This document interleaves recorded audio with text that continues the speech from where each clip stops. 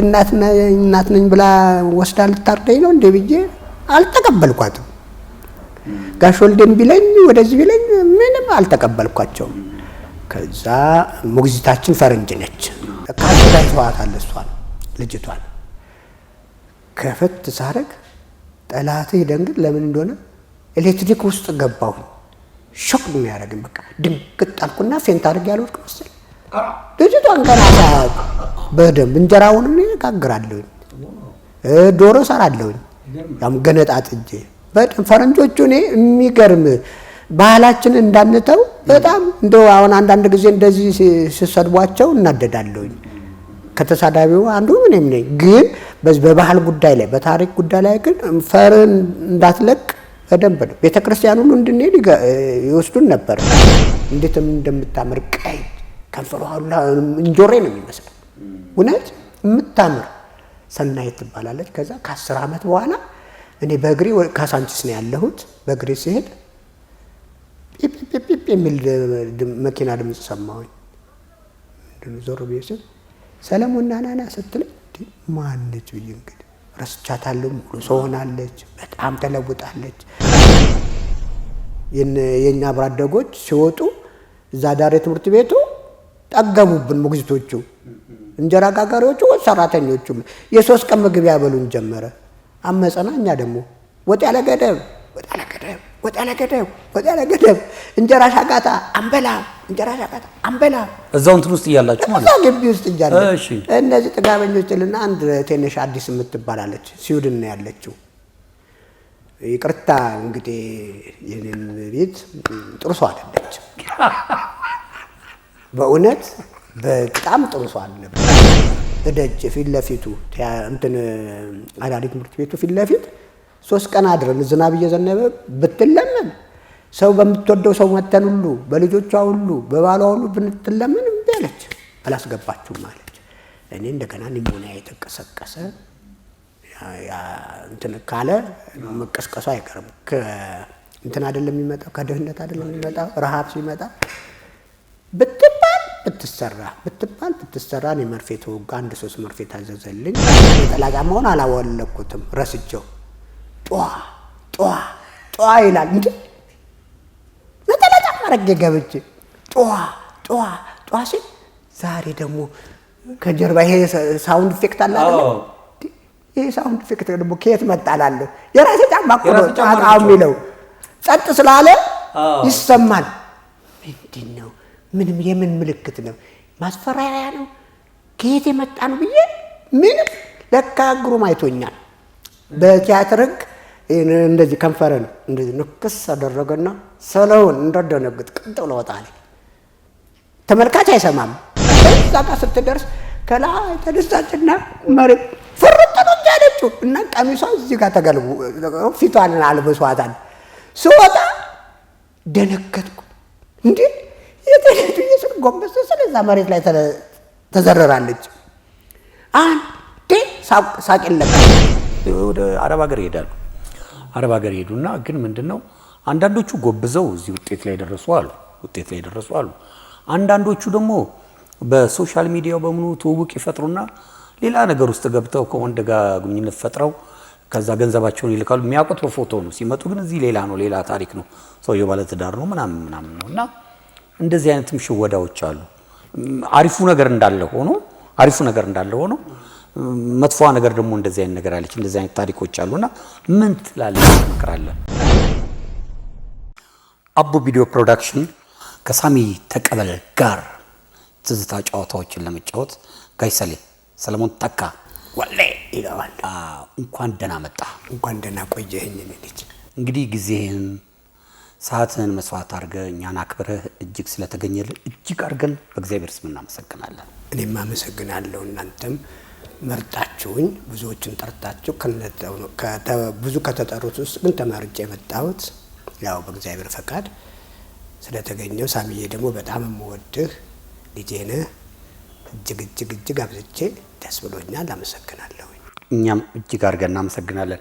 ጋይሰሌ እንግዲህ ዛሬ ዳሰስ እናደርጋለን ህይወትንና ጋይሰሌ እስቲ ወደ ልጅነት ወደ ኋላ ልመልስህና እንዴት ነበር አስተዳደገ? ያው የልጅነት ነገር አይጠገብም። እንደው ሪዋይንድ ቢደረግ አይመለስም እንጂ እሱ ቢመለስ ደስ ይለኛል። እውነት አዎ፣ በጣም የሚገርም ነው። እኔ እንደናንተ በእናት አባት እጅ አላደኩም። የድሮ የኢትዮጵያ ሴቶች የበጎ ስራ አገልግሎት ማህበር የሚባል ነበረ። የልዕልትናኘ ወርቅ ስላሴ የበላይ ጠባቂነት የሚተዳደር አዳሪ ትምህርት ቤት ነው። እዛ ነው ያደግኩት። አመጣጤ እዛም ላድግበት የቻለው ያው እናት አባቴ ድሆች ናቸው። አሁን ጦር ኃይሎች ሆስፒታል የተባለው ድሮ ልዕልትናኘ ወርቅ ሆስፒታል ልዕልት ፀሐይ ሆስፒታል ነበር። ልዕልት ፀሐይ ሆስፒታል ነው የሚባለው። ደሃ ቤት ውስጥ ኒሞኒያ የሚባለው በሽታ ምክንያቱም የምግብ እጥረትም ነው ራሱ አንድ ድህነቱም ራሱ በሽታ ነው። ስለዚህ ጥለውኝ ሄዱ ሲባል ግን በቃ አቅም ስለሌላቸው እዛው አስረክበውኝ እነሱ ጠፉ። ምክንያቱም አንድ አባት ወይም ደግሞ እናት ከተገኘች ተመላላሽ ሆነ ነው የምትታከመው። እኔ ግን በተመላላሽነት እንኳን ላደግ ይቅርና የተወሰነች የእድሜ የእግዚአብሔር ፈቃድ ነው እንጂ በቃ በጣም መተንፈስ አልችልም። ብዙ ሲነግሩኝ እናንተ ሂዱ፣ እናቴም ደግሞ ትንሽ በሽተኛ ነበረች፣ በቃ እናንተ ጥፉ አሏቸው ሐኪሞቹ። የአሜሪካኖችና ስዊድኖች ናቸው ሐኪሞቹ። ኢትዮጵያኖቹ ጥፉ፣ ኃላፊው ከመጣ አባት ወይ እናት ከታየ ይዛችሁ ሂዱ ተመላላሽ ይሆናል ስለሚባል እናንተ ይዛችሁ መሄድ የምትችሉት ስላልሆነ ጥፉ አሏቸው። ጠፉ። ከዛ 1-2 አመት እዛ እንደተቀመጥኩኝ የኃይለ ሥላሴ ልጅ ልዑል ሳህለ ሥላሴ የሚባሉ ደግሞ 10 ሰዎች ተመርጠን ቅድስት ሥላሴ ካቴድራል ቤተክርስቲያን ክርስትና ተነሳን። እንግዲህ ከቤተ መንግስት መውጣት አልቻልኩም።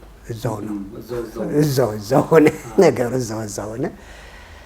እነሳቸው ልዑል ሳህለ ሥላሴ ያነሱን። ልክ ክርስትና እንደተነሳው በ2 አመቴ እዚህ ትንሣኤ ብርሃን ሕፃናት ማሳደጊያ ገባሁ።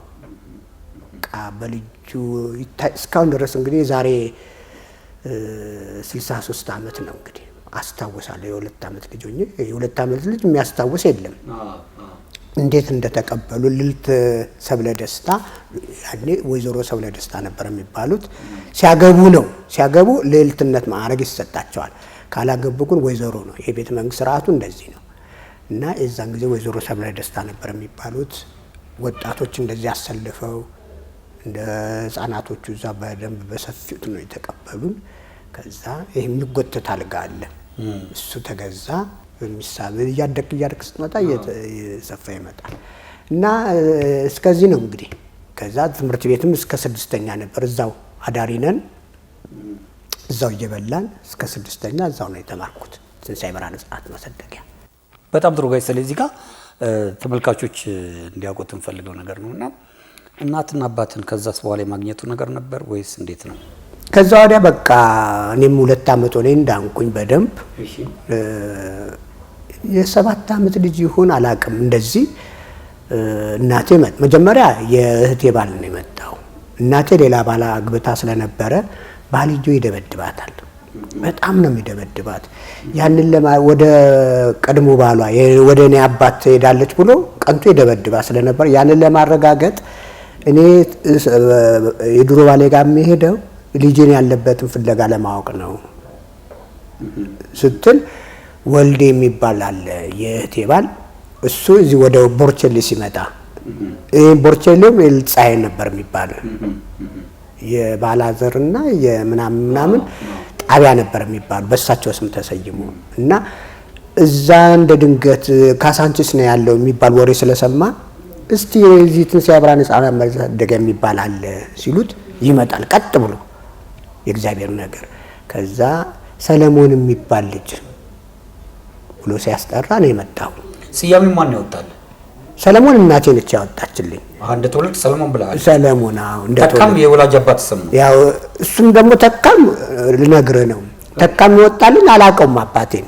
በኋላ ላይ ነው ይወጣልኝ ያወቅኩት ስም የአባቴን ስም እንጂ ኃይለ ሥላሴ ነው የአባቴ ስም ሰለሞን ኃይለ ሥላሴ። አዎ ከዛ ይሄ ወልዴ የሚሉት የእህቴ ባል ልክ ሲያይ በዚህ በከንፈሬ የእናቴን ምስል ነው ያስኩት። ከንፈሬም የእናቴን ነው የሚመስለው ብሎ አለቀሰ።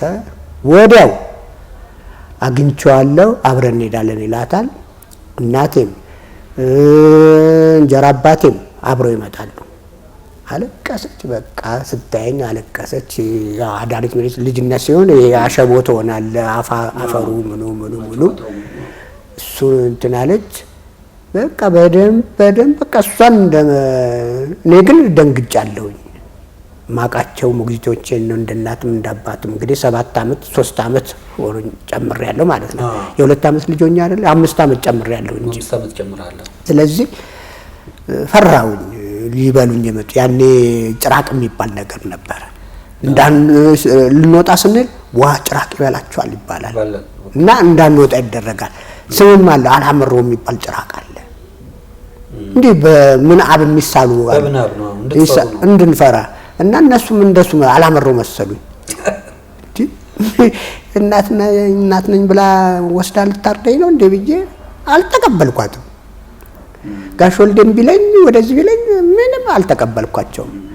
ከዛ ሞግዚታችን ፈረንጅ ነች፣ ማዳም ካሎሪን ትባላለች። እሷ እንደ ቤተሰብ ከተገኘትልና ልልት ሰብለ አስተዳዳሪው ነበሩ የአዳሪ ትምህርት ቤቱ። ያኔ ስልኩን እንኳን እስካሁን ድረስ 49 ነው ስልኩ። እስካሁን ድረስ አውቀዋለሁ። የዘይትን ሳይብራል እና ወደ እሳቸው ይደወልና ይመጣሉ። እንዴ ታዲያ አባት እናት ከተገኘለትማ ፋይል ተመዝግቧል። እዛ ልጻይ ሆስፒታል እያልኩኝ ደስ የሚል ፈረንጆቹ ይመዘግባሉ። ታሪካ አለ። አዎ እዛ አለ። ስገባ ነው ተካ ተተወና ኃይለ ሥላሴ ተባለው። ከዛ አባቴ መጣ። በቃ አባት አሉት እንደውም እሱን አንድ አይነት ናቸው። ወላጅ አባትም መጣ እሱን ወሬ ሰማን። መጀመሪያ ያገኘችን ግን እናቴ ነች። እሷ ጋር ከዛ በኋላ ቀረች አረጋገጠቻ። ለእንጀራ አባቴ በህይወት መኖሬን አረጋገጠች። ሰውየው መቅናቱን አቆመ። አባቴ ግን የመጨረሻ እስከ ትልቅ እስከሆነ ጊዜ ድረስ እየመጣ ይጠይቀኝ ነበር። ከዛች ማዳም ካሎሪን በቃ አባቱ ተገኝቷል ብላ ለልትሰብለ ተካ ተብሎ ኃይለ ሥላሴ የሚለው ተሰረዘና እንዴ ለምን በአባባ ስም ይጠራል አሉ። አባታቸው ለልትሰብለ አያት ናቸው። በዛ ተካ ተብዬ ይኸው እስካሁን ድረስ ሰለሞን ተካ ወልዴ እባላለሁ። በጣም ጥሩ። እሺ ሰሌ እንግዲህ በከፊል ያለውን ነገር የልጅነትን ነገር አውቀናል እና አሁን ትምህርት ቤት እያደግክ ስትመጣ እዛው ነው የተማርከው? የት ነው የተማርከው? እዛው ትንሳኤ ብርሃን ውስጥ ነው። እዛም ሆኜ ግን የሚገርምህ በጣም በሽተኛ ነኝ። በቃ አሳር ነው ያየሁት። እና አሁን ትንሽ በሽታ ነው የሚጎዳኝ እንጂ እንደዚህ ትልልቅ ምናምን በሽታ ብዙም እንትን አይለኝም። ጨርሼዋለሁ እዛ በቃ ብዙን ትምህርቴንም ሳልገፋ ሴንትራል ክሊኒክ የሚባል አለ። መላው አዲስ አበባ ውስጥ ያሉት ተማሪዎች የሚታከሙበት ዩኒቨርሲቲ ብትሄድ ሴንትራል ነው። እዚህ ጡረታ ሚኒስቴር ጋር አለ። አሁን ይኖር ያ ክሊኒክ አላውቅም። ግማሽ ሆስፒታል ነው። ቀዶ ጥገናም ያደርጋል። ትልልቅ ሕክምናዎችን ፈረንጆች ናቸው የያዙት ያንን። ከዛ በቃ እዛ ነበረ። ቮልስዋገን አለች እቺ ኩምቢ ቮልስ አለ። እሷ አለች። በሱ ነበር የምንሄደው። እዛ ትምህርት ቤት ውስጥ ያለችው ድሬሰር ትጽፍና እዛ በቃ ያ ኒሞኒያ እንትኔ ተነሳ እንደገና። የምግብ እጥረት ሲመጣ ተነሳብኝ። በቃ ብዙውን ጊዜን እዛ ነው እስከ 16 እንደዚህ 16 ባይሆንም እስከ 10 ምናምን ድረስ አመቴ በቃ ብዙን ሆስፒታል ነው ማሳለፈው የነበረው። በጣም በሽተኛ ነበርኩኝ። ለብቻዬ ነበር ሜንታሊቲም ያለኝ። ምግብ እንደዚህ በውስጥ ነበር የሚላክልኝ። ብቻ አሳሬን አይቻለሁኝ እዛ ውስጥ። እንደ ሌሎቹ ልጅነት እንደ ተጫውታ ምናምን ብትለኝ በህመም ነው ያሳለፍኩት ነው የምልህ። ምንም አላውቀውም ብዙ ግን ዳንስ ወድ ነበር። በዛን ሰዓትም ዳንስ ወዳለሁ። እንደዛም አሞኝ እደንሳለሁ፣ እጫወታለሁ። ይሄ ተፈጥሮ የሚሰጥሃል አይደለም መክሊትህ። እኔ አሁን በምንም እንትናን አይቼ ብለው አይደለም የገባሁት ብሔራዊ ቲያትር። ማንሳት ስለማይቀር ያው ተፈጥሮ ውስጥ የሚሰጥህ አለ የሚሰጥህ በዛ ደንሳለሁ። እንደገና ደግሞ ሶሻል ወርከርስ አሉ ደስ የሚል ከየተለያየ ሀገሮች ይመጣሉ። ሶሻል ወርከርስ ከየተለያዩ ሀገር ከአሜሪካ ይመጣል፣ ከስዊድን ይመጣል፣ ከሆላንድ ይመጣል፣ ከኔዘርላንድ ብቻ ከተለያየ ሀገሮች ይመጡና ይሄ ማይንድ ሴታፕህን ለማነጽ ለመስራት ይመጣሉ። 2 አመት 3 አመት ይቆያሉ። እሱን በደንብ ራስን ከጠበቅ በኋላ ያ ሙዚቃ አለ ይከፍታሉ። ይሄ ጌት ቱጌዘር አይነት ነገር ይዘጋጃል። የገና በዓል አለ። የገና በዓል ላይ በቃ የነሱ ትልቁ ባህላችን ገና ነው። የዘመን መለወጫ ፋሲካ ምናምን ስለሆነ አዎ የነሱም ደግሞ ስለሆነ በዓሉን በደንብ የምናከብረው ነው። አሁን ስለ በዓል ብትጠይቀኝ ገናን ነው በቃ የምልከውን ያደኩበትንም ለገና ነው ሪስፔክቱ የሚኖረው። አዎ ደግሞ ቲያትርም እንሰራለን። ይሄ የማን ወንጌል ላይ ብቻ የማቴዎስ ይሁን የአራት ወንጌል አዎ መንፈሳዊ ቲያትር የማርያምን ስራ እንሰራለን። ሰብአ ሰገሎች ብዙ ጊዜ ሰብአ ሰገል እንሆናለን። አንዳንድ ያን ሴቶች ደግሞ አይሰሩም ቲያትር። እኛ ወንዶቹ ሴቶች ልጅነት ስትሆን ፊትም የሴት ነው የሚመስለው። ማርያም እንሰራለን። እንደው ይቅር በለኝ እኔ ምክንያቱም እነሱ ስለሚዳፈሩ ነው እንጂ አይሰራም። በእኛ ቤተክርስቲያን አይሰራም። ማናቸውንም ስለ አድኖ ዘመኑ ላይ የነበረውን ነገር ነው የምናስቀምጠው እና ያንን እንሰራለን። ሰብአ ሰገሎች ራሱ መዝሙሩም አለ። አሁን የገና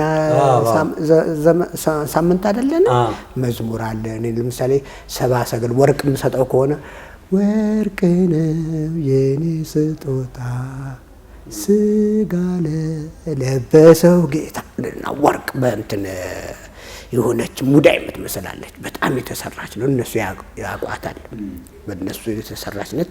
ሄደን ማርያም ስር ቆጭ አንዱ ደግሞ ይመጣል ከርቤ ነው የነሱ የሰብአ ሰገል ልብስ ለብሳል ያመጣሉ። እነሱ ማርያም የራሷ ልብስ አላት። እሱ የግርግም ይዛል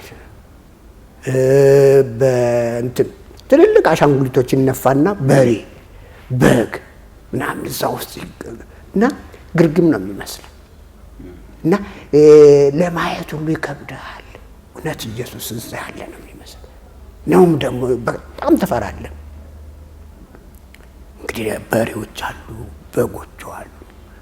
እነዚህ እዛ ግርግም ውስጥ ስታይ እና ከዛ የጀመረው እኔ ጥበብ እንትን ውስጥ ከዛ ነው የጀመረው። ሁለተኛ ደግሞ አርብ ደግሞ አንድ ሊስነስ ቾይዝ ይባላል። የውጭ ሀገር መዝሙር እንትን ዘፈኖች ነው እና የነ ጄምስ ብራውን አለ፣ የነ አሪታ ፍራንክሊን አለ፣ የነ ሳም ኩክ አለ። ስንቱን ጠርቼ ብዙ ናቸው። የነሱ ብቻ ነው እና ሳሙኤል ፈረንጅ ነው የሚያስተላልፈው። እንግሊዘኛ እሱ ደግሞ ጎበዝ ነው እንግሊዘኛው። እነሱ ራሳቸው እነሱ ፈረንጆቹ እንደሱ አይናገሩም። ሳሙኤል ፈረንጅና አንድ ደግሞ ማነች የምትባላለች ጠፋትብኝ። አሁን ወደ 83 ነው 84 አመቷ ነው። ኢሌኒ መኩሪያ የነሱ ስላንግ በስመ አብ ዜማ ነው የሚመስለው። እነሱ እነዚህ እንግሊዝ አይነት ነው የውጭ አይነት ሲሆን እነሱ ናቸው የሚያዘጋጁት። እሱን እያዳመጥኩኝ በቃ እነሱን ያስመሰልኩ ለራራ የቡጉሉ አለ ቀብሉ አለ የጃርኮ አለ ምን የዛን ጊዜ ይመዘገባል። ፈረንጆቹ በጣም በታሪክ ላይ ለዚህ ነው የምወዳቸው እና ይመዘግባሉ። ፋይል ላይ ይመዘግባል። አይገፋፉህም እኮ አንተ ተው ምናምን ከተባለ ሞግዚቷ ትባረራለች። ሁሉም በፊልዱ አሻንጉሊት ኦፕራሲዮን የሚሰፋም ካለ ኤሌክትሮኒክስ ነገሮች መኪናዎች አሉ። ለገና የሚሰጠን ግሪቲንግ ይባላል እና በትልቅ ካርቶን ነው ከላይ ከአሜሪካን ነው የሚመጣ። የአሜሪካን ፍላጎ አለ እዛ ላይ ግሪቲንግ ይባላል። የማታገኘው ስጦታ የለም። ወርቅ ሁሉ ልታገኝ ትችላለህ። ሰዓት ሁሉ አለ እና በእንዲህ ታጭቆ ነው የሚመጣው ከአሜሪካ ነው ዳይሬክት የሚመጣለን የገና ዕለት። ከዛ ያንን እንቀበላለን። ላንተ ለኔም ለምሳሌ የምትሰጠኝ ስጦታው በእድሜ ሴት ነች የምትሰጠኝ፣ ለሴቷ ደግሞ ወንድ ነው የሚሰጠው። የሁሉ እንግዲህ ወደ 280 እንሆናለን እዛ ውስጥ ያለ ነው። 280 የውጭ ሀገር ሴቶች፣ ህፃናቶች፣ ወንዶች ይመጣሉ። በቁጥራችን ልክ ይመጣሉ።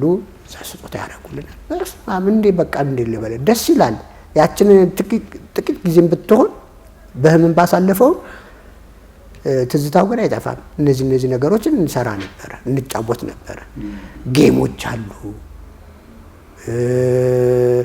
ራሳችን ሬክሬሽን የምንባል ክፍል አለን። ራሳችን የምንዝናናበት ክፍል።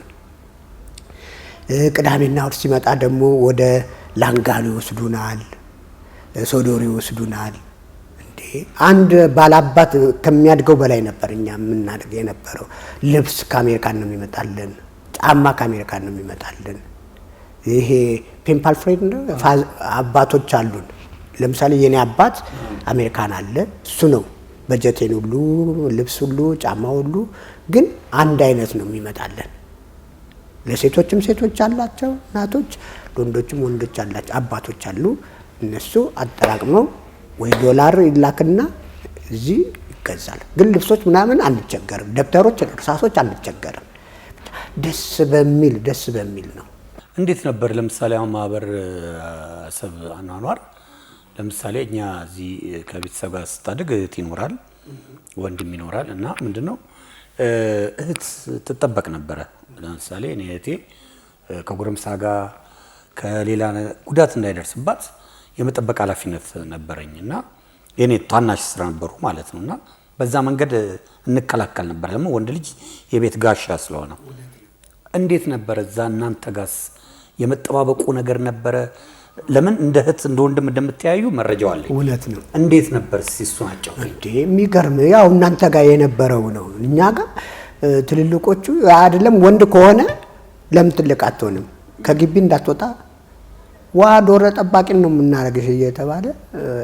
ሁለተኛ ደግሞ እኛ ለምሳሌ እኔ ትልቅ ከሆንኩኝ የኔ ታናሽ የ5 ዓመት የ6 ዓመት ልጅ ከሆነ ይሰጠኛል አንድ ወንድና አንድ ሴት። እነሱን ገላቸውን ማጥባቸው፣ ልብሳቸው ቁልፉ ተበጥሶ እንደሆነ ቁልፋቸውን ምሰፋላቸው፣ ንጽህናቸውን ምጠብቅላቸው። የኔ ደግሞ ሌላ እንደዚህ ሽግግር ነው፣ ቅብብል ነው። አዎ የኔ ደግሞ ታላቂ ደግሞ እኔን ደግሞ እንደዚሁ ይጠብቀኛል፣ ይይዘኛል። እንዲህ እያለ ነው እስከ 18 ዓመት ድረስ እዛ በእንደዚህ በመቀባበል ነው የምናድገው። እና እኔ እንደውም በጣም ጎበዝ ስለነበርኩኝ 2 ወንድና 2 ሴት ነበር የሚሰጠኝና እጅ ስራ እንማራለን እዛ። የግድ ነው እንጀራ መጋገር፣ ወጥ መስራት፣ ዶሮ መስራት የግድ ነው። ምክንያቱም ወደ ማህበረሰቡ መቀላቀላቸው አይቀርም በሚል ያሰሩናል። ቅዳሜና እሑድ እኛ ነን ምግባችንን እንሰራው። ትልቅ ጎላ ነው እንግዲህ ለ200 ምናምን ሰው ጎላው ትልቅ ነው። እኔ አሁን አይቼው አላውቅም፣ የትም ቦታ አላየሁትም። ምጣድ አለው 4 ምጣድ። ሴቶቹ እንጀራ ሲጋግሩ እኛም ተደባልቀን አብረን እንጋግራለን። ቅዳሜና እሑድ ሰራተኞቹ የቤታቸው ሄዱ ይባላሉ። ቅዳሜና እሑድ ወጥ የምንሰራው እኛ ነን። 3-4 አይነት ምግብ እንሰራለን። ስለዚህ የምግብ ሙያም ያስተምሩ ነበር እንዴ? በደንብ እንጀራውን እኔ እጋግራለሁ፣ ዶሮ እሰራለሁ፣ ያም ገነጣጥጄ በደንብ። ፈረንጆቹ እኔ የሚገርም ባህላችን እንዳንተው በጣም እንደው አሁን አንዳንድ ጊዜ እንደዚህ ሲሰድቧቸው እናደዳለሁኝ። ከተሳዳቢው አንዱ እኔም ነኝ። ግን በዚህ በባህል ጉዳይ ላይ በታሪክ ጉዳይ ላይ ግን ፈርን እንዳትለቅ በደንብ ነው። ቤተክርስቲያን ሁሉ እንድንሄድ ይወስዱን ነበር። ሚሽኖች ናቸው እነሱ፣ የራሳቸው ማስፋፋት ነበረባቸው። ስለዚህ ኦርቶዶክስ እየመጣችሁ መደበኛ ሃይማኖታችሁን ከሞግዚቶች ጋር ሮያል ቅርባችን ነው፣ ሮያል እንሄድ ነበረ። በደንብ እንሄዳለን። እነዚህ ገናዎቹ ግን ሚሽኖች ስለሆኑ የነሱ ባህል ዶሚኔት ያደርጋል። በርግጥም ምንም ቢሆን መዝሙራቸውን ያስተምሩናል። እነ ሙሉ ወንጌሎች አሉ። እንደየ ሀገራቸው ይመጣል። መሰረተ ክርስቶስ ሊመጡ ይችላሉ። እነዚህ ቅድም እንዳልኩ እነዚህ ሶሻል ወርከሮቹ እንደ እምነታቸው ይመጣሉ፣ ግን ያዘምሩናል። እዛው ብስኩት መጽሐፍ ቅዱስ እየሰጡን እየተማርን ግን ቤተክርስቲያን እሑድና ቅዳሜ መሄዳችንን ግን አይከለክሉም። እና በጣም እንዴት ብዬ ልንገር። እና እነዚህን ልጆች እኔ 4 ልጆች ነበሩኝ፣ 2 ሴቶች 2 ወንዶች።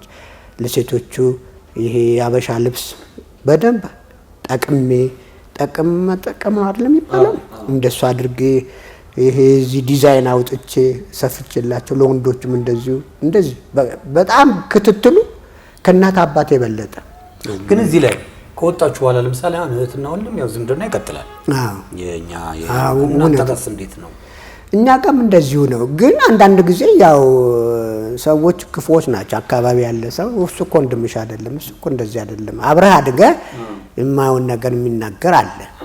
እዛን ጊዜ እሱ እንዳለ ሆኖ እሱ እህትና ወንድም እኮ አለመሆናችሁን ትተዋወቃላችሁ እኮ ምንም እንትን የለውም። ግን እኛ ያ ስሜት የለም፣ እንደ ወንድም ነው የምታዩት። ግን ወጣችሁ እዚህ አሁን በቃ አሁን ኦልሬዲ ማህበረሰቡ ሲገቡ እንዴት ነው ያ ስሜት መጠያየቁ? ስቲል ነው ያለነ ቀጥሏል ወይስ?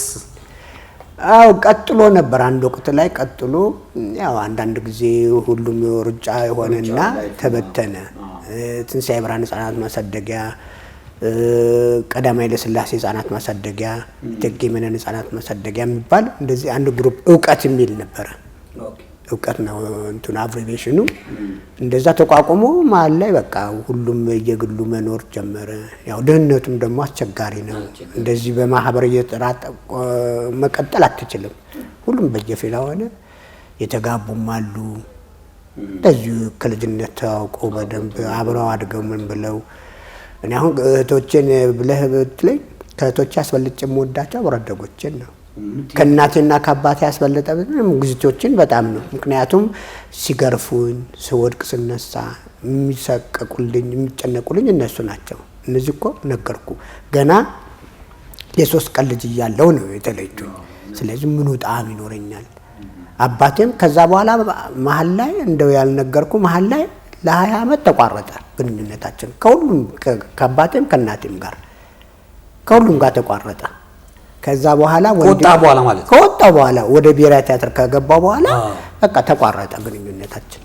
የቤተሰብ ፍቅር ይኖራል፣ የወንድም ፍቅር ይኖራልና እቺ ደግሞ የተለያዩ የጾታ ፍቅር ትኖራለችና የመጀመሪያው ጎምላላው ሰለሞን ወደ ኋላ እንሄድና ዛሬ 6 ዓመት እንግዲህ ወደ ኋላ ሄደን ወጣቱ ሰለሞን የማረከችው ማን ነው?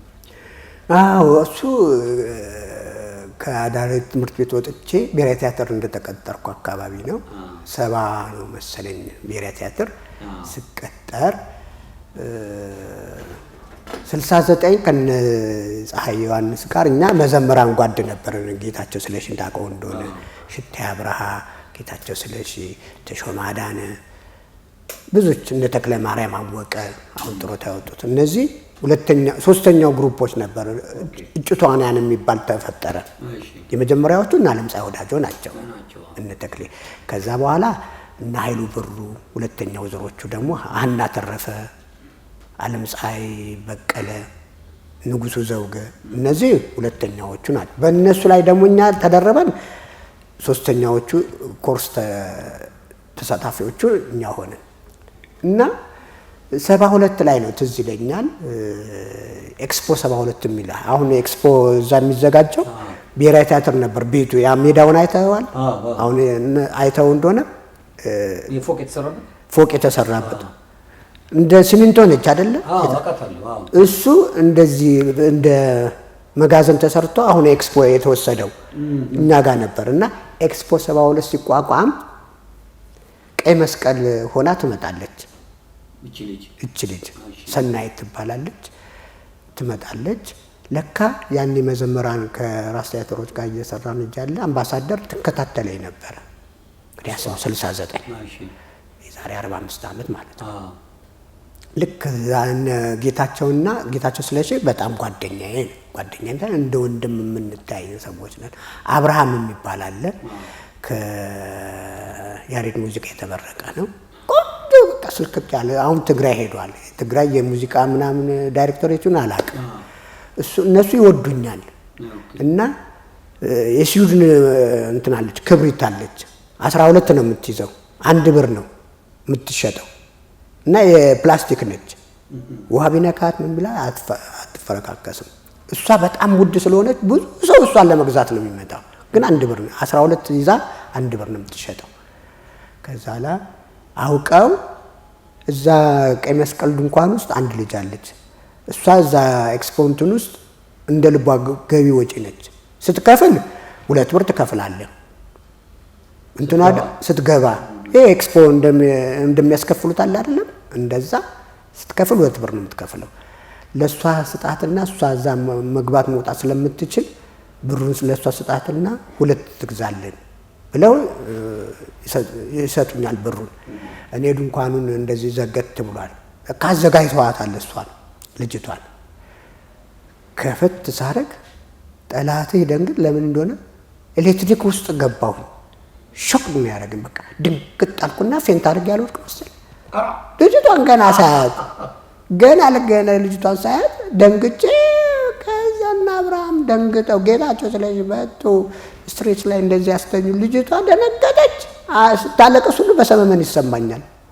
በቃ እዛው ትንሽ የማስታገሻ እንደዚህ ነርቨስ ሆኖ ነው ተባለና የማስታገሻ እንደዚህ ወስ ስባንን እኔና እሷ ብቻ ነን።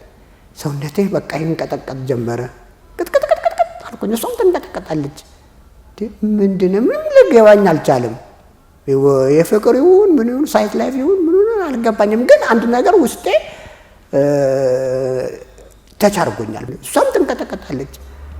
አለቅታለቅታስ ተያያዝንና ከዛ ትንሽ እኔም እየተረጋጋው ስመጣ እኔ እኮ ዛሬ አይደለም የሚያገኘው እዛ አምባሳደር ስዘምር 30 ነበር ዘማሪዎቹ እዛ ስዘምር ነው ያገኘው እና በጣም ነበር የምወድ። ያኔ እንደዚህ ሴት ልጅ እወድሃለሁ አፈቅርሃለሁ አትልም እንዴ ከባድ ዘው ጊዜ ነው እና በጣም ነበር የምወድ በጣም እኔ ደግሞ መውደድ ማለት የእናት አባት ወይም የጓደኛ እንደዚህ ነው።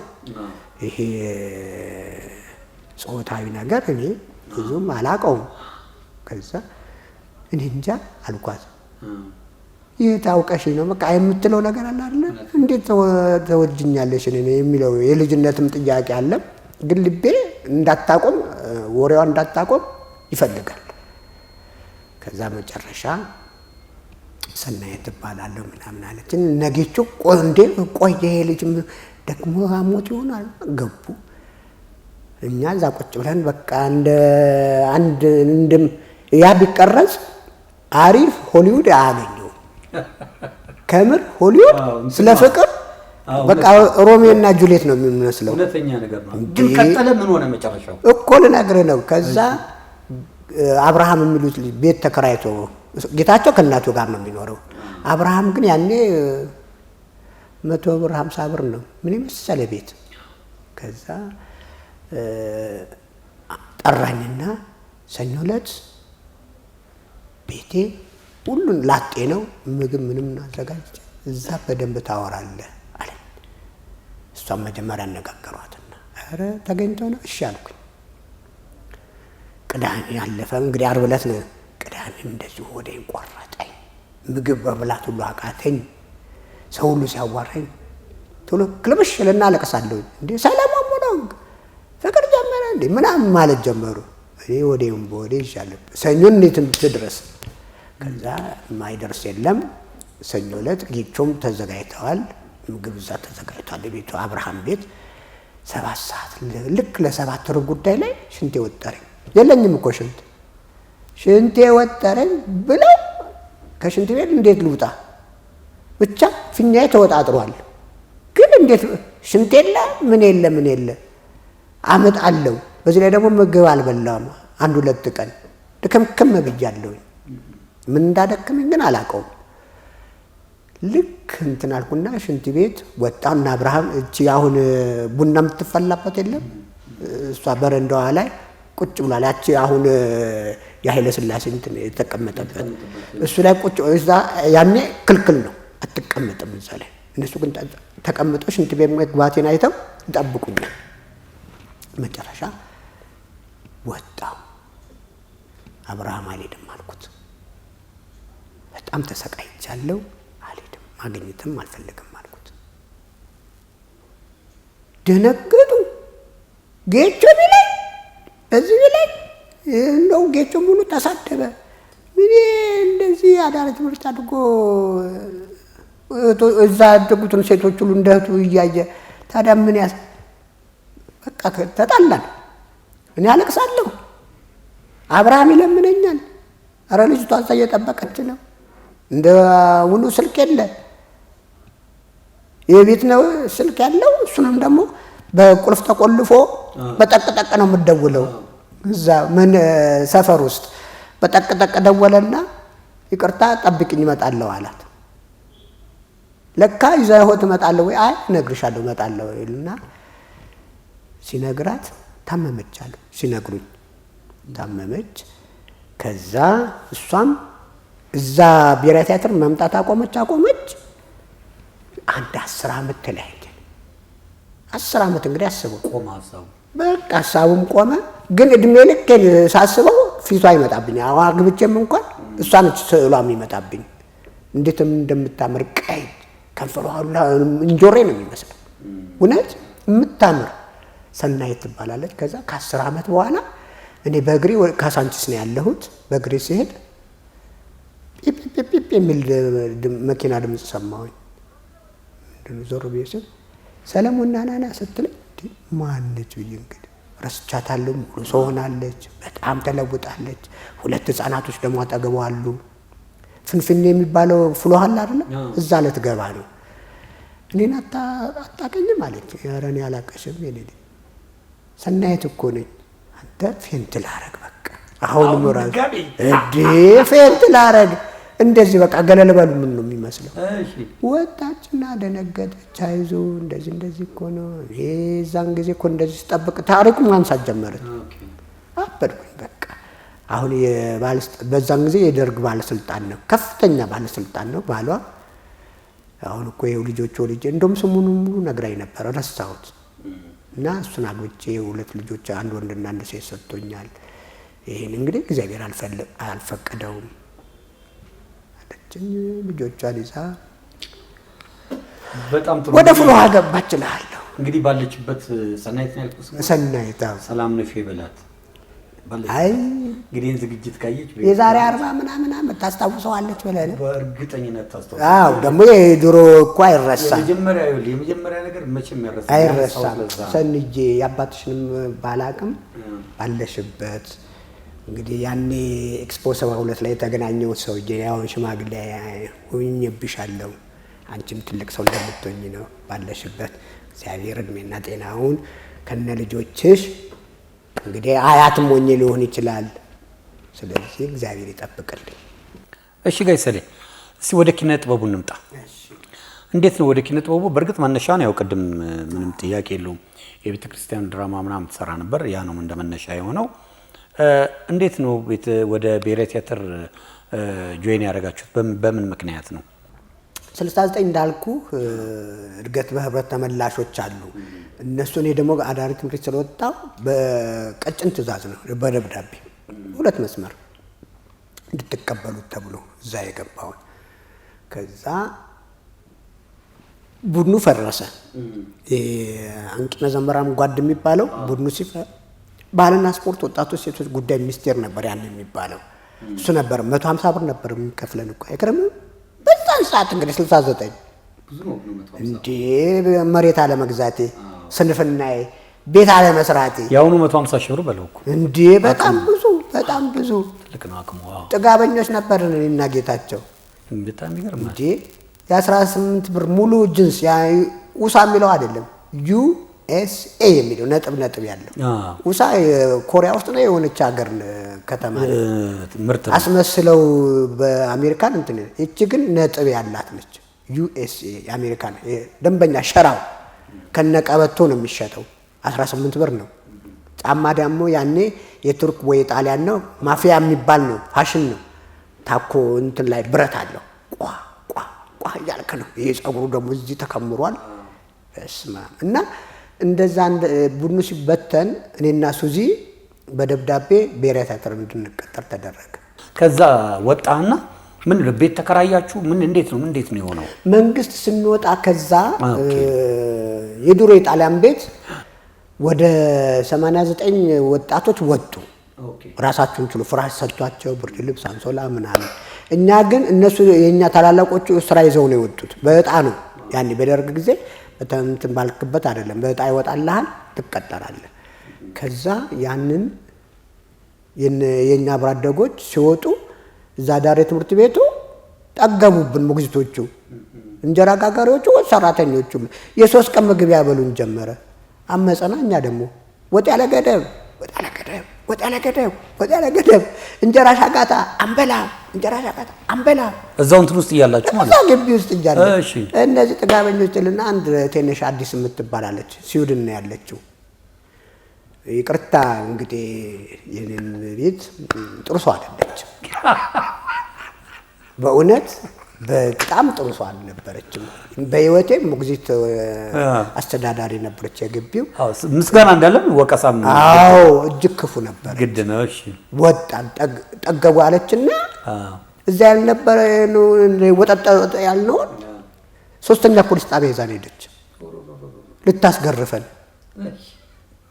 እነዚህ ከጀርባቸው እንደዚህ ሀፓ ምናምን ልኳቸው ነው ብላ እዛ ልታስገርፈን። ትንሾች እኮ ነው 12 13 እንደዚህ እንሆናለን። ሰውዬው አየንና እነዚህ አሁን እንደው እዛ ቆንጥጠሽ አትመልሻቸውም ብሎ እሷን ተቆጣት። አበደች። አስገርፋን ልታስወጣን። ከዛ 6ኛ ፖሊስ ጣቢያ ደግሞ ይዛን ሄደች። ይታሰሩልኝ አለች። እነዚህ ተባብረው ቤቱን መስታወት ሰብረዋል፣ እኔንም ሊደበድቡኝ ነው ብላ እዛ አሳሰረችን። በሳፋ ነበር የሚመጣልን ምግብ። ወጥ ያለ ገደቦችን መለያችን ነበር እዛ እስር ቤት ውስጥ ለብቻችን የታሰሩ። ምክንያቱም እዛ ንጽህናውም ያልተጠበቀ ስለሆነ ይሄ ታይፈስ ምናምን እንዳይዘን ለብቻ ነበር የታሰርነው። 8-9 ሰዎች። ከዛ ምግብ ይመጣልናል፣ ያንን እንበላለን። አንድ ቀን ብቻ ሳያሰረችንና ስንመለስ አትገቡም አለችን። የት እንግባ? እናት አባታችንን አናውቅ ምናችን። ለካ ፋይል አይታለች እዛ። የእሱ አባት እዚህ አፋር ሸሚዝ ቤት የሚባል አለ ፒያሳ፣ አሁን የለም እና አልደረስክበት ምን አወትላለ አልደረስክበትም። አፋር ሸሚዝ ቤት የሚባል አለ፣ እዛ ነበር ቤት የሚሰራው። እዛ ወሰደችን። አባቴ እንዴ ልጅን ካመጣችሁልኝ እቀበላለሁ አለ። እኔ ከመኪና ጠፋሁ። አንድ ሞግዚት ነበረች፣ እሷም እንደዚህ ክፉ ሞታለች። በእርግጥ የሞተ ሰው በክፋት አይነሳም። ሲሪባው ይመጣል አለች። በቃ ማን ይፈልገኝ? ጥላኝ ሄደች። ማታ ስመለስ በሩ ተዘግቷል። ዘበኞቹ እንዳታስገቡ ማንም የመጣ ሰው እንዳታስገቡ ተባለን። እደጅ ፊት ለፊቱ እንትን አዳሪ ትምህርት ቤቱ ፊት ለፊት 3 ቀን አድረን ዝናብ እየዘነበ ብትለመን ሰው በምትወደው ሰው መተን ሁሉ በልጆቿ ሁሉ በባሏ ሁሉ ብንትለመን እምቢ አለች። አላስገባችሁም አለች። እኔ እንደገና ኒሞኒያ የተቀሰቀሰ እንትን ካለ መቀስቀሱ አይቀርም። እንትን አይደለም የሚመጣው፣ ከድህነት አይደለም የሚመጣው። ረሃብ ሲመጣ ብትባል ብትሰራ እኔ መርፌ ተወጋ። 1-3 መርፌ ታዘዘልኝ። እነዛ ቀድሞ የወጡት መንግስት የሰጣቸው ቤት አለ አይደለም፣ ከነሱ ጋር ተቀላቀልኩኝ። በቃ እዛው ኑሮዬን መሰረትኩኝ። እዛው ነበር ያለሁት። ፕሪቪሌጅ ይባላል። ፕሪቪሌጅ በቃ የድሆች መንደር ነው። እዛ ተቀላቀልን። ያው እስከ ሚስት እስካገባሁበት ጊዜ ድረስ 93 ነው ከዚያ ወጣሁት። ከዛ ከግቢው መንግስት ከሰጠን ቤት 93 ወጣ። አሁን ቅርብ ጊዜ ማለት ነው። 93 የሚገርም ነው። እሺ እንዴት ነበር የኪነ ጥበብ ኑሮ ህይወትህ? ብዙ ኪነ ጥበብ ውስጥ እንግዲህ ብዙ ነገሮች አሉ እና እስቲ አሁን በጡረታ ነው ያለው፣ ግን ምንድነው ያው በግልህ እየሰራ እንደሆነ ማንም ያውቃል። እና እስቲ እንደው ግን እንዴት ነበረ የነበረው ነገር ያኔ? ህጉ ትንሽ ኪነ ጥበብ በየቲያትር ቤቱ ያለ ህጎች አሉ።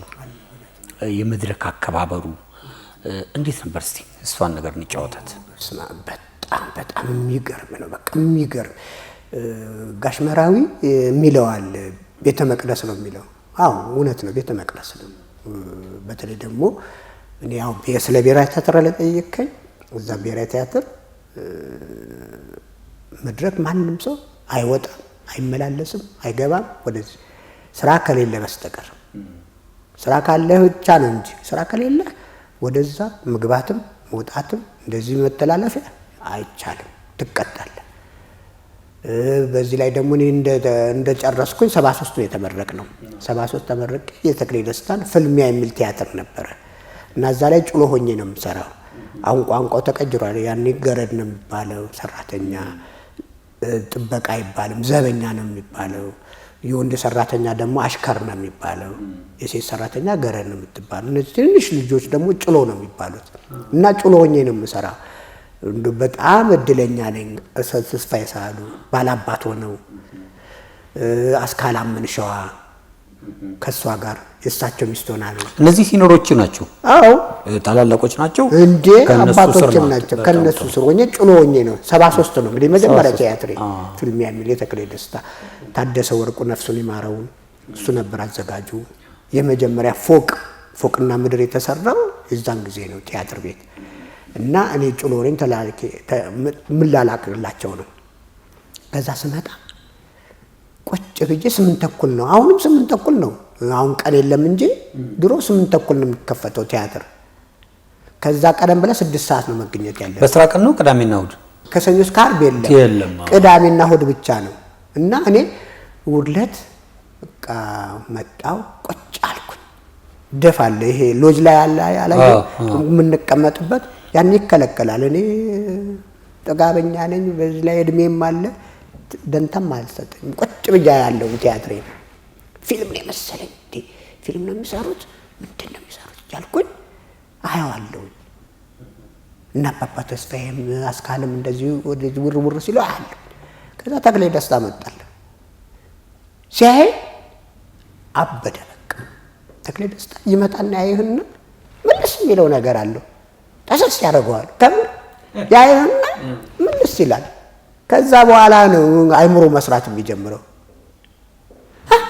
አንተ እዚህ ቲያትር ያለብህ አንተ እዚህ ቁጭ ብለሃል አለኝ። ያጣለውበት እንዳልኩኝ ምን ትዝም አላለኝም። በቃ እንደምሰራ እንደተመደብኩኝ እንዴ ልምምድ ላይ ነው ገና ለህዝብ ቀርቧል። ልምምድ ላይም እኮ ሰርቻለሁኝ። እንዴ ረስተህ ነው ምንድነው? በቃ እኔ እንደ ግቢ ነው አየሁት። የመጀመሪያ ቲያትሬ ነው። ገራሚ ታሪክ ነው እንዴ የመጀመሪያ ቲያትሬ። ስራ ተመርጠህ አጥንተህ እሱ ነው እኮ የሚገርመው። ያው እዛም እኛም ስንለማመድ እንደ ሆቢ ነው የምንቆጥረው። በቃ ሰራ ካልመጣውም እኮ ከደከመኝም ጥዬ ልወጣ እችላለሁ። ልጅነት ነው። ልጅነት ነው። ስለዚህ እኔ ምንም አልመሰለኝም። ቲያትር ደግሞ እንጀራ ያበላል እንዴና በቃ እንደ ሆቢ ተመደብኩኝ። እዛው ጊዜ እንዳሳለፍበት መሰለኝና ቁጭ ብያ ይልሃለሁ። ያዘና ጸጉሬ እንዲህ ነው በቁርቁም በሳኝና እዚህ ያለ እድሜያቸው ይቀጠሩና ስራ ያበላሻሉ አለ። ባይገርም በዛን ሰዓት ላይ ተቆራርጣም ተሰጠኝ 73 ብር 100 ብር ነው ደሞዜ። 5 ብር አስቆረጠብኝ። 5 ብር እንዴ ብዙ ቀላቢት እኮ 30 ብር ከፍላለሁ። ከሮብና ከዓርብ በስተቀር ስጋ ወጥ ነው። ያውም ስጋው እንደዚህ በስንት ብር ማለት ነው? በ30 ብር። በ30 ብር ምን አንድ ምግብ 30 ብር አይደለም። በ30 ብር ቁርስ፣ ምሳ፣ እራት እኮ አንዱ ምግብ 1 ብር ነው። 1 ብር ከ50 ነው እንደዚህ ነው መሰለኝ። ጓደኛ ከጋበዝክ ነው ብር ከ50 የምትከፍለው። ግን 30 1 ብር ነች። እና ከዓርብና ከሮብ በስተቀር ስጋ ነው። ቅንጬ ደግሞ ያጃ ነው እንጂ ይሄ ስንዴ ቅንጬ እናንተ ብሉት፣ የዛሬ ልጅ እናንተ ብሉት። እኛ ያጃ ቅንጬ፣ እንቁላሉ፣ ወተት። ጓደኛ ስትጋብዝ ግን ጥሬ ብር ነው የምትከፍለው፣ አትፈርምም። ትፈልጋለች ያቺ ብር። ጓደኛ ስትጋብዝ በቃ ያለው ሰው ነህ፣ ኧረ የቦሌ ልጅ መጣ ነው የምትባለው። ስለዚህ 1 ብር ከ50 ታወጣለህ። በተረፈ እየፈረምክ ጨመርም ካረክ ደምራል እዛ ላይ። እንግዲህ 5 ብር መቆረጥ ማለት የአንድ ወሬ የምጨምርባት 5 ብር ነው። ኬታ አመጣዋለሁ። አበድኩ። ከዛ ወዲያ ዲሲፕሊን እንደመሆን ጀመርኩኝ። ለካ ብር አለው እንዴ ስራ፣ ለካ ተከፋይ ነኝ እንዴ ተቀጣሪ ነኝ እንዴ አልኩ። ህይወት መሆኑ ገባ። አዎ። ከዛ በኋላ በቃ ጸጥ እንዲህ እንደ ስትመሪ ልምምድ ላይ ይህ ጓጓጓ ማድረግ ትቀጣለህ። ስታዛጋ ማለት ያስቀጣሃል። ተጠናቀ ምን ብለህ ነው የምትመጣው። ይሄ ቢጥል ላብሰው መምጣት አይቻልም። ብሔራዊ ቲያትር ነዋ። ያ ወጣት ስትሆን ግን ያው የፈለግከውን ትለብሳለህ። ግን ትልልቆቹ ዝነት ሙሉ ልብስ ነው በቃ የሚለበሰው። ያኔ ሙሉ ልብስ እኔ ነገርኩ እኮ በጣም በጣም በጣም እንትን ካለ አሪፍ የእንግሊዝ ልብስ 25 ብር ነው የምትገዛው ሙሉ። የፈረንሳይ ስሪ ፒስ ደግሞ ከፈለክም 50 ብር እንደዚህ ነው የምትገዛው በጣም ውድ ከሆነ። እና ብቻ ቲያትር ቤት ስርዓት ነበረው። ዝም ብለህ አትጮህም። ዝም ብለህ እንደ ልምምር ላይ ወደዚህ አትሮጥም። እንደ በስርዓት ነው። ካሌዳ ዳይሬክተሩ ካልፈቀደልህ በስተቀር በፊት ለፊት አትገባም ካልፈቀደልህ በስተቀር። ያ ሁሉ ይኸው ዛሬ ግን አላውቅም፣ አላነጻጽርም። ያው ሁሉም በየሂደቱ የራሱ ከለር አለ። አዎ የኔ ከለር ግን እንደዚህ ነበር። እስቲ ምን ያህል ቲያትር ተጫውተሃል? ከ30 አይበልጥም። 30 ቲያትሮች? ከ30 በላይ ይሆናል። እንደው የቅርብ እንኳን ቆጥርልህ። አዎ ከ30 በላይ ሰርቻለሁ። አሁን እንግዲህ ፊልም አክተር ሆናል፣ ወደ ፊልም ውስጥ ነው ያለው። ፊልምና ቲያትር እንዴት ነው አሁን ስሜቱ? ቲያትሩ የመናፈቅ ነገር የለህም? አትናፍቅም? በጣም እናፈቃለን እንጂ ቲያትር አንደኛ ላይቭ ነው። እንደዚህ ከተመልካች ጋር ፊት ለፊት ተጋፍጠህ ነው የምትሰራው። በተሳሳት እንኳን ከታ አይባልም። እውነት ጉድጎኛለሁኝ እኮ እንደው ገጠመኝ ማንሳት አይቀርም። እውነት ነው። እንደ ኬን ስንሰራ ታፈራውና ሀረጋዊን ናቸው የመጀመሪያ። ታፈራው ነች የሰራችው። በጣም በቃ እንዴት እንደሚያምርባት ጌትነት ነው አዘጋጁ። ራይት ያደረገውም ጌትነት ነው። እና በቃ በኋላ ላይ ነፍሰ ጡር ትሆንና እሷ ታርፋለች፣ ሀረጋዊን ትገባለች። እና ማነው ነጋዴዎቹ ከግሪክ መጥተዋል፣ ቤተ መንግስት ናቸው ያሉት። እቺ ናቸው እኮ በቃ ዲያሎግ። ልክ ገብቼ ይሄ እጅ ምነሳበታል ሰው ህዝቡ እንዴት እንደሚያጨበጭብልኝ ልነግርህ ነው። ከዛ እጅ ነሳሁና ቀናስር እቺ አሁን ያልኩ ቃላት ጠፋች። እንደው ጠላት ጠፈት ይበል ምን አልካት? ብሰራው እሷ ነች እንጂ ልነግርህ አጋፋሪ ደህና ኖት ስትለኝ እግዚአብሔር ይመስገን። ያኔ እኮ የእንሸንት ነው እኮ የጥንት እኮ ቲያትር ነው። እግዚአብሔር የሚታወቅበት የጣዖት ጊዜ ነው። የጣዖት ዘመን ላይ እግዚአብሔር ይመስገን አልኩ። ደነገጠች። ነጋዴዎቹ መጥተዋል ስትለኝ ሰጠችኛል። አዎ ነጋዴዎቹ ከግሪክ መጥተዋል፣ አሁን ያሉት እልፍኝ ናቸው አልኩኝ። ዘጋችልኝ። በቃ ሌላ ቤት ጌትነት ይስቃል። ሰው ሁሉ ያለው ሁሉ ይስቃል። እንደ እግዚአብሔር ይመስገን ብለህ ትነሳለህ። እና ኦዲየንሱም እንደተሳሳት ገብቶታል። እንደጋ ሳቀ። ኦዲየንሱ ያውቃል እንደተሳሳትካ። ብዙ የገባው ነው። ከታፈራ በኋላ እሷ ነች አይሰራችሁ። ብዙ ተመልካች እኮ ይደጋግማል። እንዴ እኔ በቃ ምን ልበል። አንዴ ደግሞ እንደዚሁ ንጉሥ አርማን ስንሰራ የግሩም ዘነበ እንትሮኜ ነው ጋሻ ጃግሬ ነው የሚባለው። እንደ ደህንነት ነገር ነኝ እና ስንወጣ በባዶ እግር ነው የሚገባው። የድሮ ቲያትር ስለሆነ በባዶ እግር ነው የሚገባው። ጫማ ይቀመጥልናል፣ ነጠላ ጫማ እሱ ተቀምጦልኛል። በዛ ዞሬ ነው ጠላቶች እየመጡ ነው ኢንፎርሜሽን ለመስጠት ነው። ከዛ እኔ አላወቅኩም። ባዶ እግሬ ልክ የደረሰና ነጠላ ጫማውን አላወለኩትም ረስቼው ጧ ይላል። እንዴ ነጠላ ጫማ አረጌ ገብቼ ጧ ሲል ዛሬ ደግሞ ከጀርባ ይሄ ሳውንድ ኢፌክት አለ አይደል? ይሄ ሳውንድ ኢፌክት ደግሞ ከየት መጣላለሁ? የራሴ ጫማ እኮ ነው ጫማው የሚለው። ጸጥ ስላለ ይሰማል። ምንድነው? ምንም የምን ምልክት ነው? ማስፈራሪያ ነው? ከየት የመጣ ነው ብዬ ምንም ለካ ግሩም አይቶኛል። በቲያትር ህግ እንደዚህ ከንፈረን እንደዚህ ንክስ አደረገና ሰለውን እንደደነግጥ ቀጥ ብሎ ወጣለ።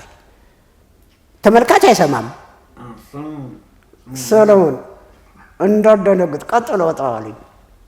እኔ ሰማዋለሁ፣ ተመልካች ግን አያውቅም። ተመልካች ይስቅልሃል። ብመለስ ኖሮ እንደ ተበላሸ ያውቅ ነበር። ግን ወጣ በቃ ጧጧ እያደረግኩት የዛን ጊዜ አሸነፍኩት ተመልካቹን። አልተመለስኩም። እጅ ሲነሳ ብቻ በባዶ እግሬ አጨበጨበ ተመልካች። አንዳንድ ጊዜ ወዲያው ኢምፕሮቫይዝ ማድረግ አለብህ።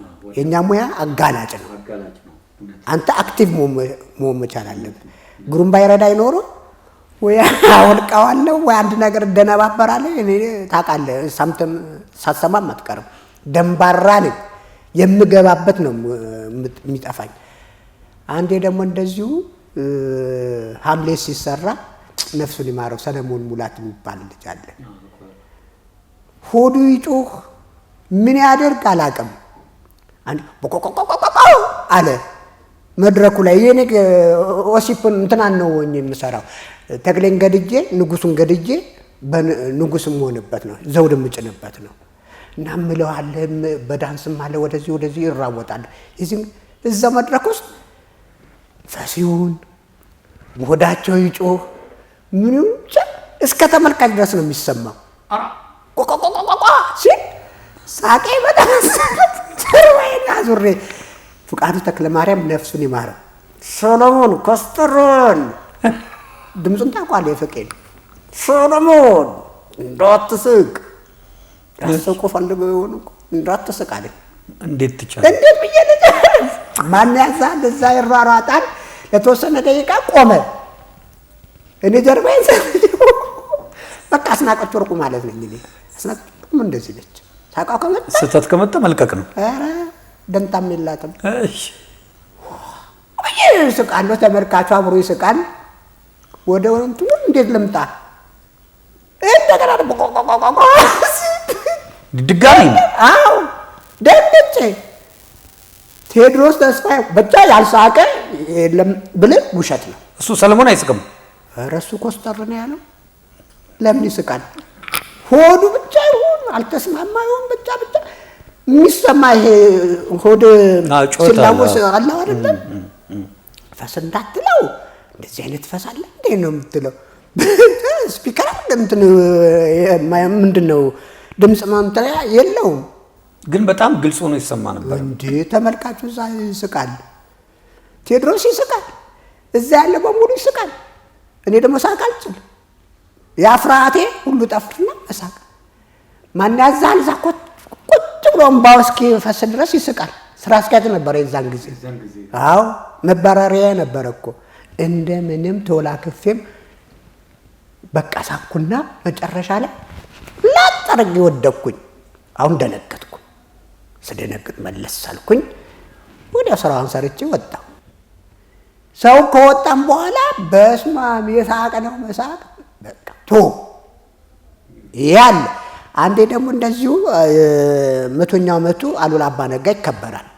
ነፍሷን ይማረውና የመጀመሪያ የቲያትር የሴት ተዋናይ ሰላማዊት ገብረስላሴ የምትባላለች። ተጋደሉ ብላ የምትወጣበታለ። የጋሽ አባተ ቲያትር አይተው እንደሆነ ህዝብም ሆነ ትሰራለ፣ ተዋናይም ሆነ ትሰራለ፣ ምን ውስጥም ብቻ ያስገባሃል። እኔ ደጃዝማች አጎሱን ሆኜ ነው የምሰራው። መጀመሪያ ላይ ግን ህዝብ ሆኜ ነው የምወጣው። እሷ ስትወጣ ለካ ጫፏ ጋር ውሃ ፈሳለ። አልጠረጓትም ጽዳቶች። እዛ ጋር ስትደርስ ከላይ ተነሳችና መሬት ፍርጥ ነው ያለችው እና ቀሚሷ እዚህ ጋር ተገልቡ ፊቷን አልበሷታል። ስወጣ ደነገጥኩ። እንዴ የተለቱ የስር ጎንበስ ስለዛ መሬት ላይ ተዘረራለች። አንዴ ሳቄን ለቀኩ። ፊቴ በአምፖል እንትን አይል መሰለ አምፖል ሰራ አፍንጫ። እነ ቴነሽ ከቢ አይደለችም ያቺኛዋ ቴነሽ። ኦኬ ቴነሽ ማለት ቴነሽ ካሳ አሁን ጥሮታ ያወጣችዋ ያቺኛዋ አሜሪካን ነው ያለችው። ቴነሽ ካሳ ማለት ረጅሟ ወቆታ። እሷም እንደዛ አብራ ነው ወደ 10 ሰው ይወጣል ህዝቡ ነው። እሷ ምን ስታይ ሳቅ እዛ ተሳቅ በሳቅ አምጣት ጀንበሬ እንዲሁ አይተው እንኳን የሚያስቅ ሰው ነው ፊቱ ራሱ ቁመናው እንዲህ አይተው ከዛ እንዲህ ይለኛል አፍንጫዬን የሱራ አፍንጫ እያየ እንዲህ ይለኛል። አንስቶ አፉፋ ሰርቶ ነው እንደዛ አፉፋ ሰርቷል። እንዲህ ሲለኝ እሱን አየውና ሳቀሰ ፊቴን ልብስ አደረገኝ መሰለህ። በስመአብ እንዴት እንዳስጠላኝ ይሄ ባህል ልብስ አለኝ በሱ ተረግረግረግ እስከዛ ድረስ ግን አላውቅም። እዚያ ያለው ሁሉ ተመልካቹ እዚህ ህዝቡ ሆኖ የሚሰራው እነ ትንሽ ካሳ ሁሉ ታደሰ ወርቆ ረግቡ ማን ይግባ ጋሻ ባቴ ስቅስቅና ምን አባታችሁ አትገፉም እንዴ ይላል። ደግሞ እንደገና ይሄ አይኑ እምባስቀ እንትን እስኪል ድረስ እንዴት እንግባ ሳቅ በሳቅ የተወሰነች 1-2 ደቂቃ ነው 3 ደቂቃ ቆየን። መጨረሻ ገባን። ያው እንደ ነገሩ ተሰራው ተሰራ። እንዲህ አይነት ገጠመኞች አሉና ደስ ይል ነበረ። አሁን እንግዲህ ኪነ ጥበቡን በደንብ ዳሰናል ብዬ አስባለሁ። እንግዲህ አሁን ወደ እንትኗ ልምጣ። እንዴት ነው እንግዲህ ከአዳሪ ቤት ነው የመጣኸው ከቤተሰቦች ጋር መጨረሻ ላይ በምን አይነት ሆና ለ20 ዓመት አላገኛቸውም? ለምን እንግዳ የሚያው ተመልካች ይጠይቀናል ይሄን ነገር እና ምን ሆነ መጨረሻው? የእናትና የአባት ጉዳይ እሷን ሲናንሳ በኋላማ ከዓመት በኋላ እንደዚሁ ተገናኘን፣ መጠያየቅ ተጀመረ። አባቴም ይመጣል፣ እናቴም ወደ እነሱ ቤት መሄድ ጀመርኩኝ። እንደውም ከእናቴ ጋር 1-2 ዓመት ተቀመጥኩኝ። ያው አብረ ስላደግ ስለዚህ እህት ወንድምም ተገኝቷል። እናት ወንድሜ አለ፣ እህቴ ታላቃችን አለች። በደም ማለት ነው በእናት የምንገናኛቸው። አሁን ከዚህ ከፕሮፌሰሩ ጋር ብቻ ነው በእናት በአባት የምንገናኘው። ሌሎቹ በአባት አንድ ደግሞ የኛ ታላቅ አለ ረጋሳ ደበል የሚባል እሱ በህይወት የለም። እሱ ታላቃችን አለ። ከሱ ቀጥሎ ደግሞ እህታችን አለች። ከሷ ቀጥሎ ደግሞ ይሄ ጥላሁን የሚባለው ነው። እኔ እንግዲህ መጨረሻ ነኝ። ያ በኋላ ግን ቤተሰብ መሆን ጀመርን። ግን እንደ አብራደጎቼ እንደ ሞግዚቶቼ አልሆኑልኝም። እሱን ጥያቄ የለውም። እስቲ አሁን ይሄን ያያስኩበት ምክንያት ስላለኝ ነው። እንግዲህ እዚህ ማህበረሰብ ላይ ሲኖር ኢትዮጵያ ውስጥ እንግዲህ ሀገራችን ላይ ምን ነገር አለ? አባት ቀድሞ ያርፍና ወይ አባት ይደክም ማለት ኢኮኖሚካሊ ሲደከም ሰው አንዱ ልጅ ሲበረታ ከወጣ መስዋዕትነት ይከፍላል ለቤተሰብ መርዳት፣ ታናናሾቹ ማስተማር፣ ሌላ ስራ ውስጥ ገብቶ ህይወቱን ትቶ ማለት ነው። አንተስ እንዴት ነው? ባንተ ውስጥ ወደ ስራ ኦልሬዲ ገብተሃል። እናትና አባትን ማግኘት ነበርና የመደገፍ ነገሮች ነበሩ። ደሞዝተኛ ነበር። እንደው ማናቸውንም አልረዷቸውም። ምክንያቱም ብዙም የሚረዱ አይደሉም። የሚረዱ ናቸው ግን እንደውም አንዴ አባቴ ጋር ተቀመጥኩኝ። ብሔራዊ ቲያትር እየሰራሁ ተቀመጥኩኝ። እንጀራ እናቴ አላስቀምጣለች። በቃ ያ ባሏን አቅፌ ስለምተኛ እንዴ ባሽሙሩም በምኑም መጣላት ጀመርን። ከነሱ ይልቅ ሌላ ሰው ባገለግል ብረዳ ነው የሚሻለኝ እና አባቴ 30 ብር ከፍል ነበረ። እከፍላለሁ ስለ እሰጠዋለሁ። ደሞዝ ሲቀበል 30 ብር። ያኔ ብዙ ነው 30 ብር። እንግዲህ የዛሬ ስንት ዓመቱን ነው የምነግርህ እኮ 75 አካባቢ ላይ ነው እሱ ጋር ኖረ የነበረው። 1-2 ዓመት እንደዚህ 1 ዓመት ተቀምጫለሁ። አላስቀምጣለችኝ። ወጣው ያው እዛው ድሮ የነበርኩ በፕሪቪሌጅ ተመለስኩኝ። ለካ አባቴ ያዝናል፣ ስላላሳደገኝ ያዝናል። ያችን 30 ብር አስቀምጧታል። አሁን እኮ በቃ ብቻህን ነው እዚህ እንደ መሶብ ከፍተህ የምትበላበት አይደለም ብሎ 30 ብሯን ወደ 300 ብር ነው ሰጠኝ። ምን አይነት ሰው ነው ብዬ በጣም እምቢ ብለው ብሰራው ምን ብለው አንተ እኮ አይፈረድብህም በቃ አለኝ። አይፈረድብህም፣ እኔ በምንም ታምር አላዝንም። ባትቀበለኝ ግን በጣም አዝናለሁ። የኔ ያዘን ደግሞ መጥፎ ነው አለኝ። ኧረ ጨነቀኝ አልኩና ላጥ አድርጌ ተቀበልኩኝ። 300 ምናምን ብር እንግዲህ የዓመት የተቀመጥኩበት ወደ 300 ነው ምናምን እንደውም ጨማመረና ሰጠኝ። እሱ እኮ ወደ 6 ነው 8 ልጆች አሉት። ከጆዳፍ ነው የሚኖረው። ሻልኩኝ ተቀበልኩኝ። እናቴ ጋር ደግሞ እንደዚሁ 1-2 ዓመት ተቀመጥኩኝ። እና ቤቱን በቃ ለማሳመር እዛ ያደኩበት ንጽህና ምናምን አለ። የደሃ ቤት ስትገባ ደግሞ የተበላሻሸ ነው። አዎ ያንን ያጸዳድቼ ስመጣ አበደች።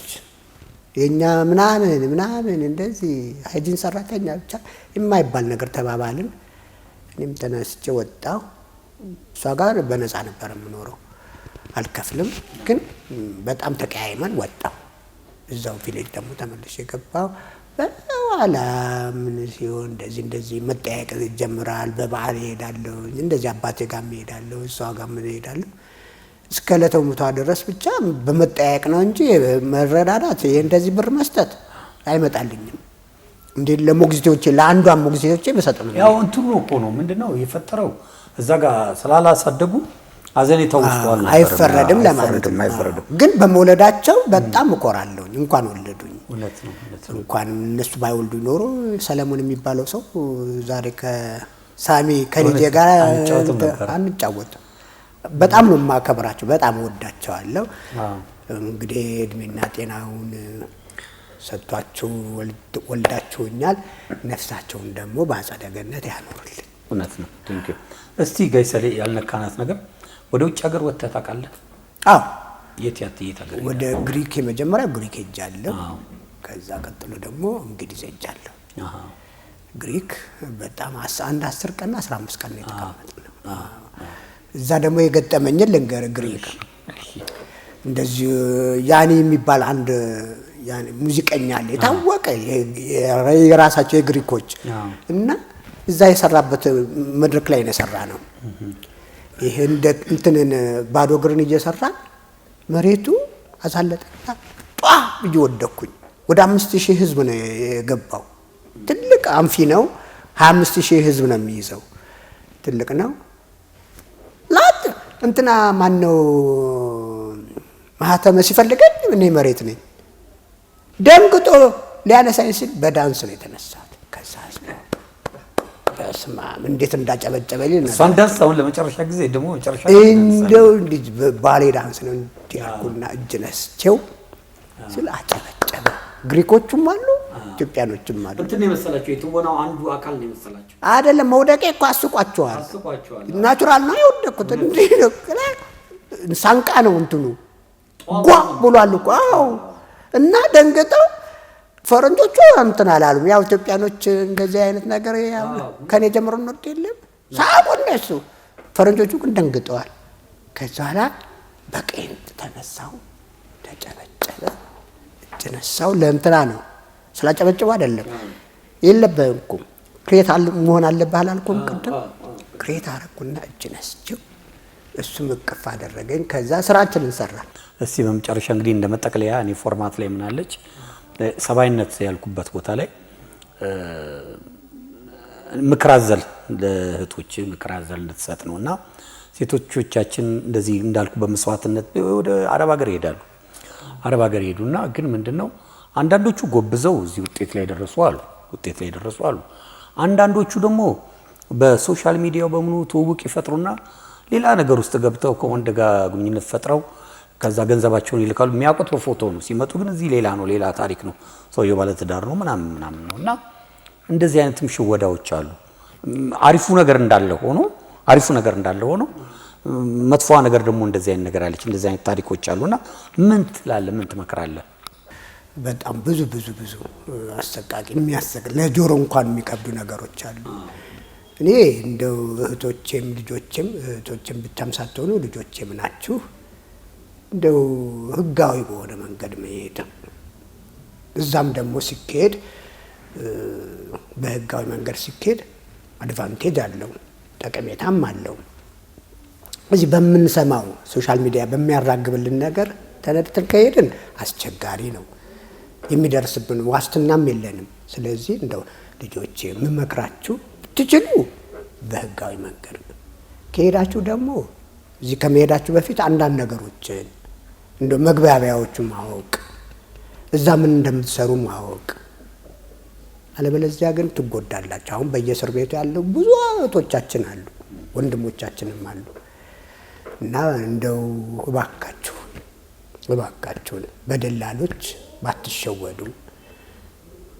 እነሱ ሊያገኙባችሁ ነው፣ ሊሸጧችሁ ነው።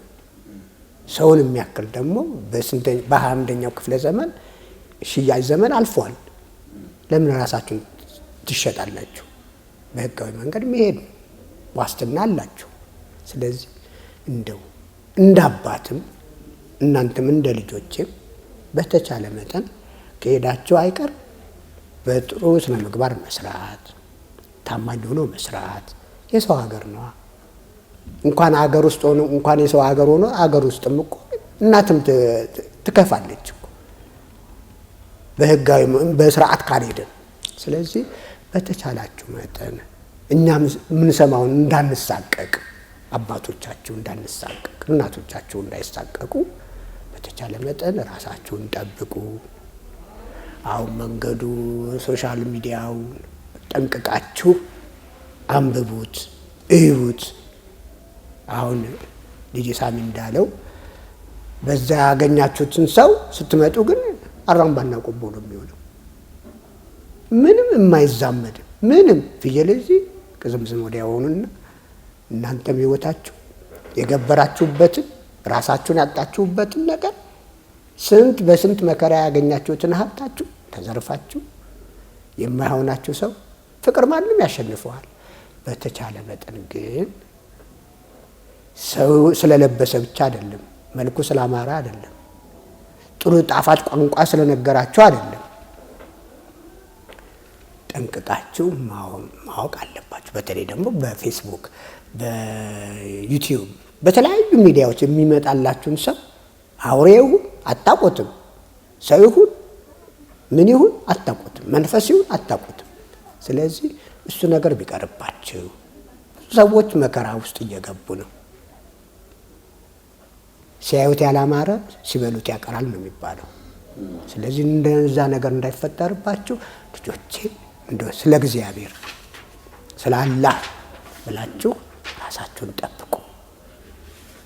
ራሳችሁን ከጠበቃችሁ አይደለም ለቤተሰብ ለሀገር ትተርፋላችሁ። ብዙ የሥራ እድሎችንም ሲመጣችሁ ትፈጥራላችሁ። ስለዚህ ኢትዮጵያ ሀገራችሁን ደግሞ ሁልጊዜ አስቧት፣ ሁልጊዜ አስቧት፣ ሁልጊዜ አስቧት። እሷም ባሰባችሁ መጠን ጥሩ እንትን ላይ ትደርሳላችሁ፣ ጥሩ ህይወት ላይ ትደርሳላችሁ።